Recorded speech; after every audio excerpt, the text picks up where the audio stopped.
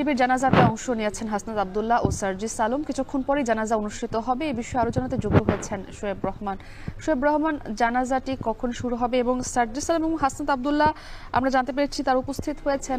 এখন পর্যন্ত তারা কারোর সঙ্গে, সাংবাদিকদের সঙ্গে এই বিষয়ে কোনো কথা বলেছেন কিনা, বিস্তারিত জানাবেন। মুক্তি, চট্টগ্রামে গতকাল আদালত চত্বরে চিন্ময় কৃষ্ণ দাসের সমর্থক এবং আইনজীবী ও পুলিশের সাথে যে সংঘর্ষের ঘটনা ঘটে সেখানে সাইফুল ইসলাম আলিফ নামে একজন আইনজীবী নিহত হন এবং তার জানাজা কিছুক্ষণ বাদেই চট্টগ্রামের জমিয়তুল ফালা জামে মসজিদ প্রাঙ্গণে অনুষ্ঠিত হবে এবং সেই জানাজায় অংশ নিতে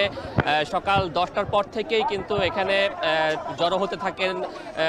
বিভিন্ন শ্রেণী পেশার মানুষ এবং ইতিমধ্যেই কিন্তু হাজার হাজার মানুষ জড়ো হয়েছেন এবং ইতিমধ্যে আমরা দেখেছি যে কেন্দ্রীয় সমন্বয়ক হাসনাত আব্দুল্লাহ এবং সার্জিস আলম সহ চট্টগ্রামের বিএনপি এবং জামাতের বিভিন্ন নেতাকর্মীরাও কিন্তু এই জানাজায় অংশ নিয়েছেন এবং তারা এরই মধ্যে কিন্তু তাদের বক্তব্য পেশ করেছেন। তারা বলেছেন যে এই হত্যাকাণ্ডটিকে তারা একটি পরিকল্পিত ষড়যন্ত্রের অংশ হিসেবে আখ্যায়িত করেছেন এবং তারা বলছেন যে বিদেশি ষড়যন্ত্রের অংশ হিসেবে এবং দেশকে অস্থিতিশীল করার যে ষড়যন্ত্র, সেই ষড়যন্ত্রের অংশ হিসেবেই মূলত এই হত্যাকাণ্ড এবং সেই হত্যাকাণ্ডের পেছনে একটি সংগঠন যেটিকে ইসকন বলা হচ্ছে, সেই ইসকনকে উস্কে দিয়ে, সেই ইসকনকে ব্যবহার করে বাংলাদেশের বিরুদ্ধে ষড়যন্ত্র করা হচ্ছে বলে কিন্তু তারা মত দিয়েছেন এবং তারা বলছেন যে এই ষড়যন্ত্র বাংলাদেশের সাধারণ মানুষ সহ সকলকে সাথে নিয়েই কিন্তু তারা রুখে দেওয়ার আহ্বান জানিয়েছেন এবং তারা বলছেন যে এই ষড়যন্ত্রের ফাঁদে যাতে শান্তিপ্রিয় বাংলাদেশের মানুষ যাতে পা না দেন এবং তারা যাতে এই বিষয়টিকে তাদের মতো করে দেখেন এবং সেটিকে তারা প্রতিহত করেন, সেই বিষয়ে কিন্তু আহ্বান জানিয়েছেন। আমরা কেন্দ্রীয় সমন্বয়ক হাসনাত আব্দুল্লাহ এবং সার্জিস আলম তারা কথা বলেছিলেন। তারা বলছেন যে ইসকনকে ঢাল হিসেবে ব্যবহার করে মূলত যে পতিত যে ফ্যাসিবাদ এবং আওয়ামী দোসর যারা রয়েছেন তারাই মূলত ইসকনকে ঢাল হিসেবে ব্যবহার করে গতকাল আদালত চত্বরে পরিকল্পিতভাবে যে হামলা এবং সংঘর্ষের ঘটনা, সেই সংঘর্ষের ঘটনা ঘটান এবং এরই মধ্যে আপনি দেখতে পাচ্ছেন যে চট্টগ্রাম জমিয়তুল ফালা মসজিদের সামনের যেই অংশ, সেই অংশটি হাজার হাজার মানুষ এসেছেন এবং তারা প্রত্যেকেই এই হামলার এবং যেই হত্যাকাণ্ড, সেই হত্যাকাণ্ডের নিন্দা জানিয়ে হত্যাকাণ্ডের সঙ্গে যারা জড়িত রয়েছেন তাদের দৃষ্টান্তমূলক শাস্তি দাবি করেছেন এবং আপনি জানবেন ইতিমধ্যেই প্রধান উপদেষ্টা তিনিও এই হত্যাকাণ্ডের নিন্দা জানিয়ে কিন্তু এই হত্যাকাণ্ডের সুষ্ঠু তদন্তের নির্দেশ দিয়েছেন এবং আমরা দেখেছি যে গতকালকের ঘটনার পর থেকে কিন্তু আইনশৃঙ্খলা বাহিনীর সদস্যরা সতর্ক অবস্থানে রয়েছেন। এখানে জানাজা অনুষ্ঠিত হচ্ছে এবং সেই জানাজার পাশে আমরা দেখেছি যে পর্যাপ্ত আইনশৃঙ্খলা বাহিনীর সদস্যরাও মোতায়েন রয়েছেন এবং কিছুক্ষণ আগেই নিহত আইনজীবী সাইফুল ইসলাম আলিফ তার মরদেহ চট্টগ্রামের জমিয়তুল ফালা জামে মসজিদে নিয়ে আসা হয়েছে এবং কিছুক্ষণ পরেই সেই জানাজাও কিন্তু অনুষ্ঠিত হবে এবং এরই মধ্যে আপনি দেখতে পাচ্ছেন যে এখনও কিন্তু অনেক মুসল্লি সেই জানাজায় অংশ নিয়েছেন এবং তারা বলছেন যে এই হত্যাকাণ্ডের পেছনে একটি পরিকল্পিত ষড়যন্ত্র রয়েছে এবং সেখানে তারা বলছেন যে সাধারণ যে সনাতনীরা রয়েছেন তাদেরকে ঢাল হিসেবে ব্যবহার করে ইসকন মূলত এই ষড়যন্ত্র করছে এবং সেই জায়গা থেকে সাধারণ যারা জানাজায় অংশ নিয়েছেন, সাধারণ মানুষ যারা অংশ নিয়েছেন তারা কিন্তু ইসকনকে নিষিদ্ধেরও দাবি জানিয়েছেন। তারা বলছেন যে ইসকনকে অবিলম্বে নিষিদ্ধ করতে হবে, সেই দাবিটিও এখানে জানাজায় যারা অংশ নিয়েছেন তারা বলছেন এবং সেই দাবিতে কিন্তু তারা এখানে মুহুর্মুহু স্লোগানও দিয়েছেন এবং জামাতের যিনি আমির রয়েছেন চট্টগ্রাম মহানগরের শাহজাহান চৌধুরী, তিনিও বক্তব্য রেখেছেন এবং তিনিও বলেছেন যে তিনি স্পষ্ট করে বলেছেন যে এই হত্যাকাণ্ডের সঙ্গে সাধারণ যারা সনাতনী রয়েছেন তাদের কোনো সম্পৃক্ততা নেই। একটি গোষ্ঠী পরিকল্পিতভাবে বাংলাদেশকে অস্থিতিশীল করার ষড়যন্ত্রের অংশ হিসেবে মূলত তারা যে গতকালকের সংঘর্ষ এবং হত্যাকাণ্ড, সেই হত্যাকাণ্ডটি ঘটিয়েছে এবং সেই ঘটনায় তারা যারা জড়িত রয়েছেন তাদেরকে চিহ্নিত করে অনতিবিলম্বে গ্রেফতার এবং সুষ্ঠু তদন্তের মাধ্যমে তাদেরকে আইনের আওতায় এনে দৃষ্টান্তমূলক শাস্তির দাবি কিন্তু করেছেন। এবং মাঠের চিত্র আপনি দেখছেন, মূলত মাঠে আপনি দেখতে পাচ্ছেন যে মাঠে আসলে হাজার হাজার মানুষ জড়ো হয়েছেন এবং মাঠের কিছুটা উপরে যেখানে মরদেহ রাখা হয়েছে সেখানেও কিন্তু অসংখ্য মানুষ জানাজায় অংশ নিয়েছেন এবং জানাজার কিছুটা সময় বাকি আছে, যে কারণে কিন্তু এখনো সাধারণ যারা মানুষ রয়েছেন তারা কিন্তু জানাজায় অংশ নিতে আসছেন এবং আইনজীবীরা এসেছেন এবং আপনি জানেন যে আজকে এই হত্যাকাণ্ডের প্রতিবাদে সারা দেশ ব্যাপী কিন্তু আইনজীবীরা কর্মবিরতি পালন করছেন এবং তারা কিন্তু বিভিন্ন আদালত চত্বরে কিন্তু মানববন্ধন করেছেন, বিক্ষোভ মিছিল করেছেন। চট্টগ্রামেও কিন্তু সেই ধরনের কার্যক্রম চলছে এবং এখানে আইনজীবীরাও এসেছেন, সেই সাথে বিভিন্ন শ্রেণী পেশা সহ বিভিন্ন রাজনৈতিক দলের কর্মী সমর্থকরা এসেছেন এবং প্রত্যেকেই কিন্তু এই হত্যাকাণ্ডের নিন্দা জানিয়েছেন। এরই মধ্যে চট্টগ্রাম এই সাইফুল ইসলাম আলিফের হত্যাকাণ্ডের ঘটনায় সকাল 10টায় এখানে কোর্ট বিল্ডিং এ একটি জানাজা অনুষ্ঠিত হয়েছে এবং সেই সকাল 10টার পরে এখানে একটি জানাজা অনুষ্ঠিত হবে।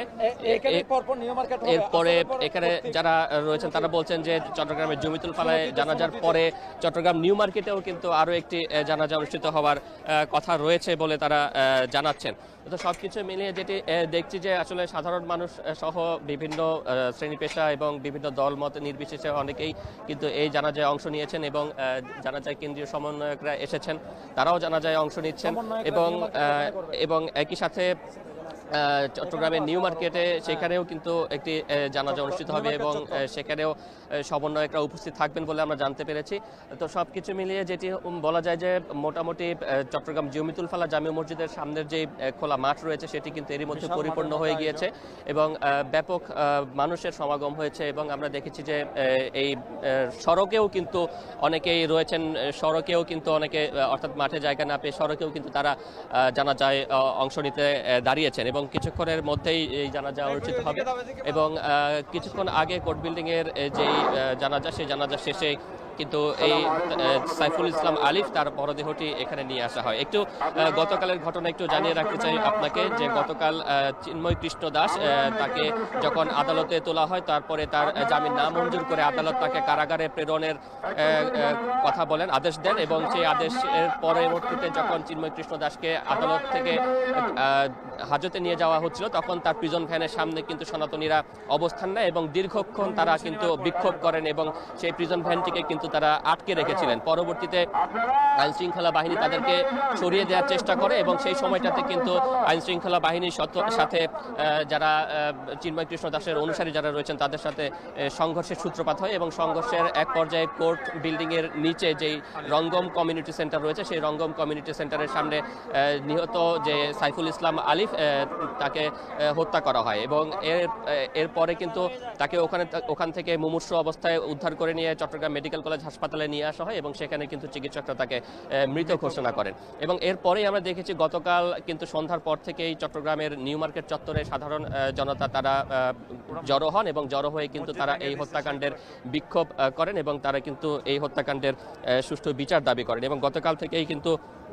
যাতে আর কোনো অপ্রীতিকর ঘটনা না ঘটে যে কারণে চট্টগ্রাম শহরে আইন শৃঙ্খলা বাহিনীর তৎপরতা বৃদ্ধি করা হয় এবং গতকাল রাত থেকে আমরা দেখেছিলাম যে বিজিবির সদস্যরা দায়িত্ব পালন করছিলেন, 6 প্লাটুন বিজিবি মোতায়েনের কথা আমরা জানতে পেরেছিলাম এবং আজকেও কিন্তু আইন শৃঙ্খলা বাহিনী সতর্ক অবস্থানে রয়েছে এবং আজকেও কিন্তু চিন্ময় কৃষ্ণ দাস তাকে কিন্তু আজকেও আবার কোর্টে তোলার একটি কথা রয়েছে এবং তার জামিন শুনানি হওয়ার কথা রয়েছে। তো এখন পর্যন্ত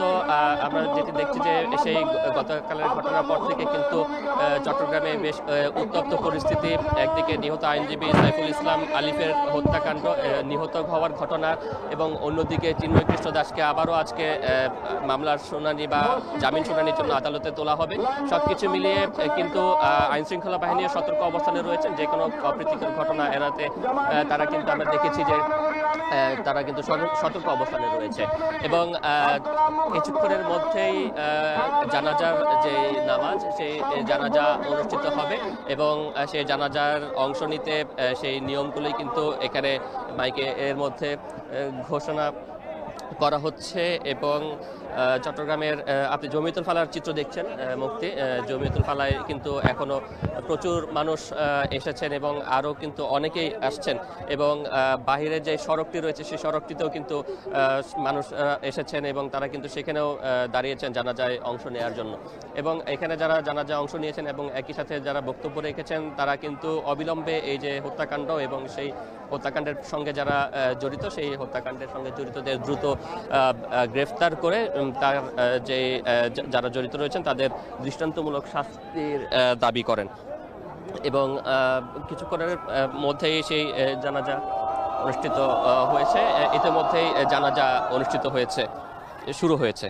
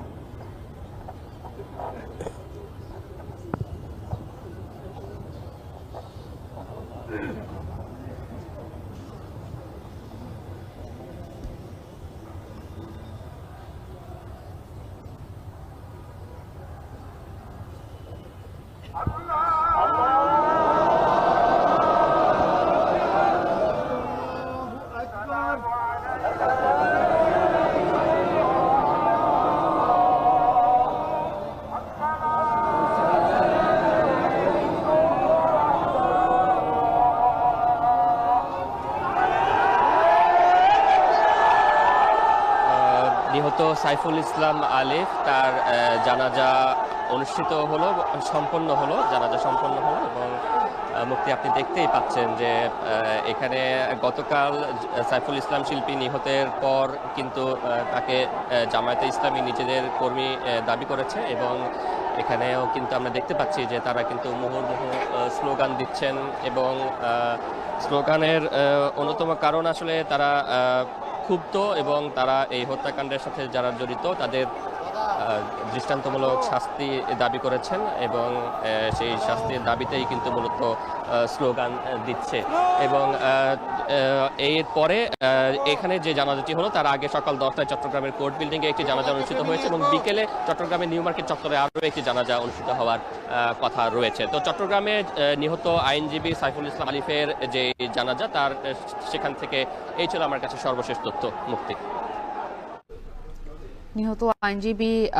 সাইফুল ইসলামের প্রথম জানাজা সম্পন্ন হয়েছে,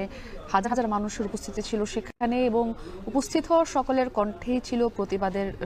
সুর এবং প্রত্যেকেই নৃশংস হত্যাকাণ্ডের বিচার দাবি করছেন এবং বিকেলে আরও একটি জানাজা অনুষ্ঠিত হবে চট্টগ্রামে। দেখছেন এখন জনপদে।